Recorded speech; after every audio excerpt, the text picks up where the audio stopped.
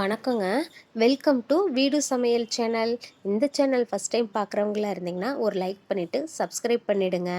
இந்த video last week ரேண்டமாக எடுத்த வீடியோ தான். இந்த ஒரு வாரமாக கோயம்புத்தூரில் வந்து நல்ல மழை பெஞ்சிட்ருக்குது.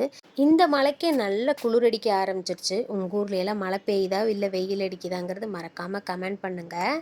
என்ன மழை பெஞ்சாலும் ஒரு சில இடத்துல எல்லாம் தண்ணீர் பற்றாக்குறை இருக்குது. எனவே தண்ணி எல்லாம் கொஞ்சம் பார்த்து சிக்கனமாக செலவு பண்ணுங்கள். நல்ல மழை பெஞ்சதுனால சப்பாத்தி பண்ணி ஏதாவது காரமாக மசாலா செஞ்சு சாப்பிட்ணும் போல் இருந்தது. நான் உருளைக்கிழங்கும் ஆனியனும் மட்டும் சேர்த்து ஒரு ட்ரையாக ஒரு மசாலா வந்து ரெடி பண்ணியிருந்தேன். அதுக்கு கடாயில் எண்ணெய் சேர்த்துட்டு கடுகு சேர்த்து பொரிஞ்சதுக்கப்புறம் கூடவே சீரகம் கடலைப்பருப்பு சேர்த்து நல்லா வதக்கிடுங்க. இது கூடவே வந்து ஒரு 4-5 பெரிய வெங்காயம் ரொம்ப லேசாக அறுத்து அதை சேர்த்து நல்லா வதக்கிடுங்க. வெங்காயம் வந்து ரொம்ப லேசாக கட் பண்ணினா தான் எண்ணெயிலேயே வதங்கி வரும்பொழுது சீக்கிரமாக வதங்கி வரும்.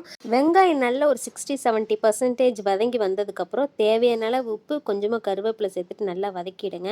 இது கூடவே காரத்துக்கு தகுந்த மிளகாய்த்தூள், மல்லித்தூள், மஞ்சத்தூள், நான் வந்து கொஞ்சமாக கரம் மசாலா சேர்த்துக்கிட்டேன்.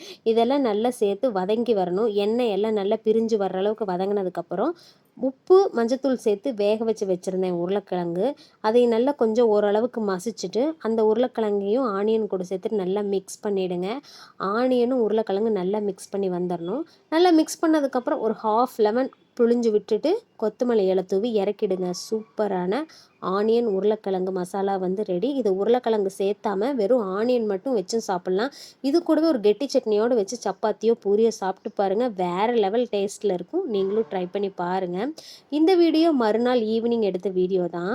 சாந்தி சோசியல் சர்வீஸ்க்கு வந்து போயிருந்தோம். நான் ஃபஸ்ட் டைம் போகும்போது இந்த அளவுக்கு வந்து ப்ளே ஏரியாலாம் கிடையவே கிடையாது. இப்போ வந்து நல்லா டெவலப் பண்ணிட்டாங்க. அவ்வளோ கூட்டமாக இருந்தது. நான் ஃபஸ்ட் டைம் போனது வந்து ஒரு 10-11 இயர்ஸ்க்கு முன்னாடி தான் போயிருந்தேன். அதுக்கப்புறம் இங்கே வரவே இல்லை. இப்போ தான் வரேன். இதுவே கூட்டம் கம்மின்னு சொன்னாங்க. இன்னும் சாட்டர்டே சண்டேனா ரொம்ப கூட்டமாக இருக்கும் அப்படின்னாங்க. எல்லாரும் இங்கே ஃபேமிலியாக வந்து குழந்தைங்கள கொஞ்சம் நேரம் விளையாட விட்டுட்டு இங்கே சாப்பிட்டுட்டு போவாங்க. இங்கே சாப்பாடெல்லாம் வந்து ரொம்ப ரேட் கம்மியாக இருக்கும். ஆனால் குவாலிட்டி சூப்பராக இருக்கும். டைம் கிடைக்கும்போது ஒரு முறையாவது இங்கே வந்து சாப்பிட்டு பாருங்கள்.